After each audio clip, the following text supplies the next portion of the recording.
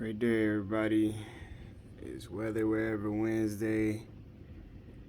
The trucks are coming because the trees have fallen. There are fire trucks down the hill. There are now emergency vehicles coming down.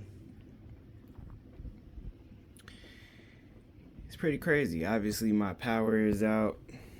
I've been looking at what's been going on, and there's a huge front going across the southeast, all across the south and the southeast, all the way up to the northeast.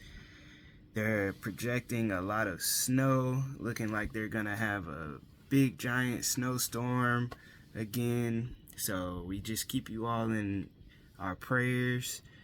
There was already flooding from the past 2 days. It's been raining nonstop pretty much, and it's definitely difficult on the roads in some places already. So I know for sure in the AM when we wake up, definitely want you all to be safe and hope all is well.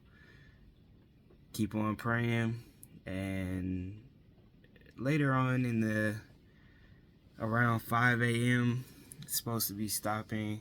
The rain is supposed to be stopping, but right now it's just candle lights and emergency power up charging stations for our phones. So one love, everybody. Hope you all stay safe. God bless. Peace. drumsanddrones.com. One love.